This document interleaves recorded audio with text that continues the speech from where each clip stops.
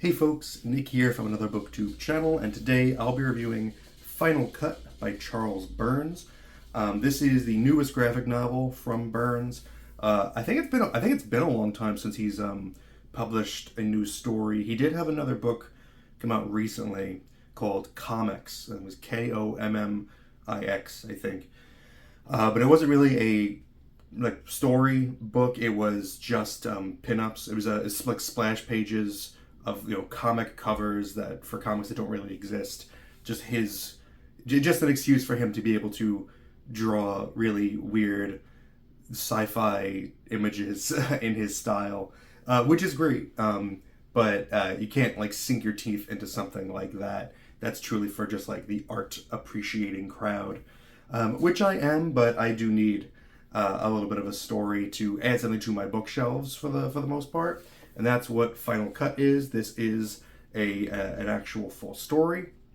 And it's one that surprised me in a lot of ways, and I'll get into why. First, a quick plot synopsis.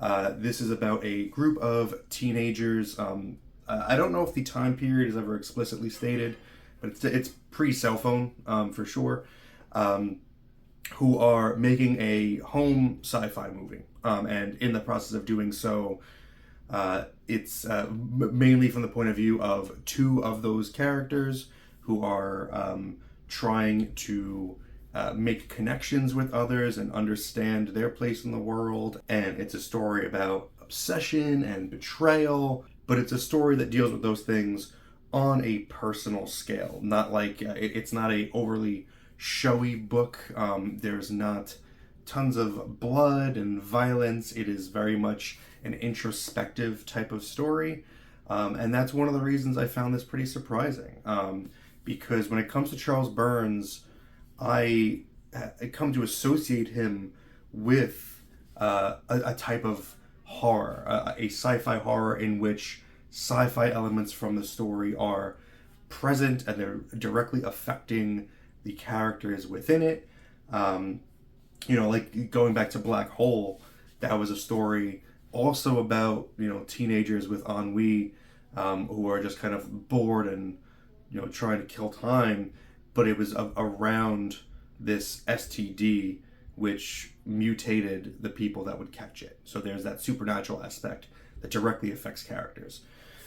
In this instance, there is a sci-fi element, but that element is the movie that they're making. So it's not real sci-fi. It's textual sci-fi within the meta text. I'm confusing my own words and myself, but that sci-fi element of the movie does still affect the characters. Just the process of making the movie has a serious effect on them.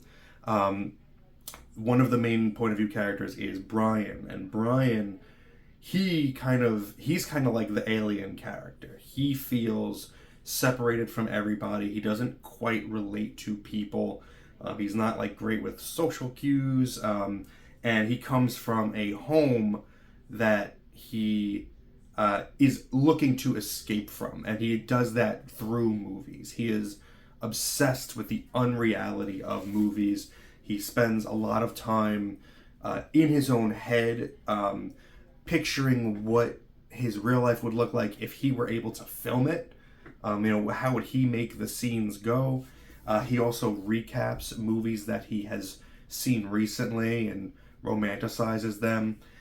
For instance, The Last Picture Show is one that he talks about a lot, and just how heartbreaking that story was to him, and he really connected to that, and he has an experience in the making of his own movie that mirrors what he kind of saw in Last Picture Show. Another one of the movies that he talks about a lot is The Invasion of the Body Snatchers, which is basically they're kind of ripping that off with their home movie. So a lot of the weirder imagery that you get from this book are from the scenes where he's picturing what his movie's going to look like, or the scenes where they're filming it. And when you flip through this and you don't read the words, you see those sci-fi elements and you think, that's classic Charles Burns. He's doing something weird with pod people.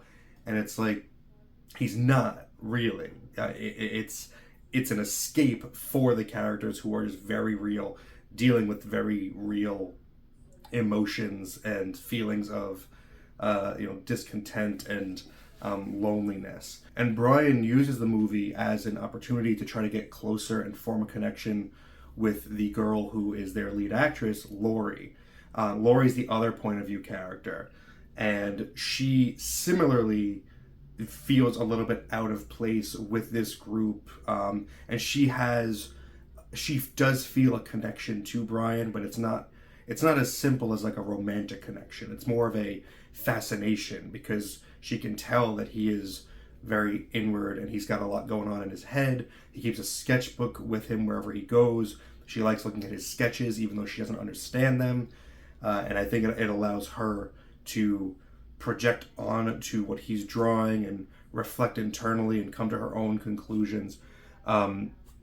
She's very affected by him and by the process of making the movie, and it leads her to her own journey of self-realization. And the real crux of the book is how her journey and Brian's journey don't match up the way that he wants it to in the movie that he's writing in his head.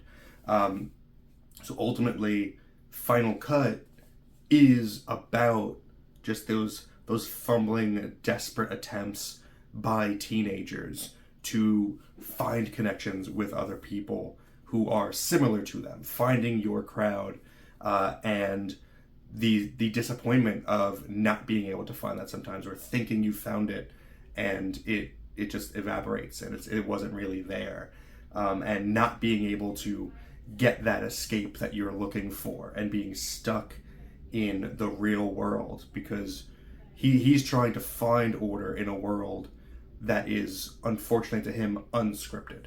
And so it's an interesting and well plotted book, a well paced book. I like the point of view of both characters. I think it's very relatable. And the art, if you don't know Charles Burns' art, it is superb as usual. I don't usually, for artists that are really great in black and white, like Charles Burns is, I don't usually like when they do something in color, because I like to see that black and white contrast. That's just a personal preference. Sometimes the colors don't quite work as well as their black and white does. Not always. There's of course exceptions. Daniel Clowes has incredible coloring, but he's also great in black and white. Charles Burns with Black Hole, that's an amazing black and white story. And if you were to colorize that story, I think it would be completely out of place and not work. But Charles Burns' colors in here are beautiful. I love his colors. I love the fact that, like, just Laurie's red hair, like just the way that the redness of her hair stands out pretty much in every scene. It's great. I love his color palette. And I also love that he gets to show off different skills in his art in this one. Like I said, Brian is an artist character himself, so he keeps his sketch pad with him, so we get to see pencil sketches within the story, within the meta narrative there. And so it's done, and those sketches are done in Burns's drawing style, which makes me wonder, like, how much of Burns is in Brian. He also gets to show off his skills with likenesses. During Brian's recollections about movies that he's seen, like The Last Picture Show, we will get panels of those movies drawn by Burns. So you get to see his take on Jeff Bridges or Sybil Shepherd from that movie. And that's really neat. So a fun little variety, and those are in black and white. And it creates a really great contrast with the rest of the panels, which are in color.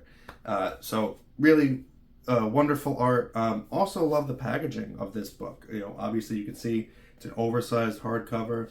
I really like the red cloth spine. I love it's got some nice end papers. Always love a good use of end papers in a graphic novel, in a comic. So this is actually also, I don't like to talk about like price, But in terms of value, this is a really great value. It's $34 USD for something that's this size, for a story that's this deep, for one that you're going to want to revisit and reread, and for art that's so rich and worth poring over. You could do a lot. You could do a lot worse. There's a lot more expensive books on the market that are not as good as this. So I'll just say that. Oh, another thing that he does really well with his art is a lot of nature. He's always been good with nature. There's a lot of nature in Black Hole too, but there's just seeing it in color again. It works at a different level here. It creates a sense of like serenity and calmness. It gives these characters kind of an isolated world for them to have their journeys in, and there's no interruption from outside forces. It gives the characters a chance to breathe, sit with their own thoughts, sit with each other, and interact. It's really lovely. So I really enjoyed Final Cut by Charles Burns. If you can't tell, highly recommend it, especially if you're a fan of his previous work. I do wonder, I think I've seen some people classify this as a horror. I don't agree with that assessment at all. This is much closer to a standard coming of age, kind of similar to, The Last Picture Show. It's no coincidence that he chose that as a movie that he's relying on here for parallels. So, yeah, do with that what you will. Let me know if you've read this and your thoughts on it in the comments below. Thank you very much for spending some time with me today, but now it's time to get back to reading.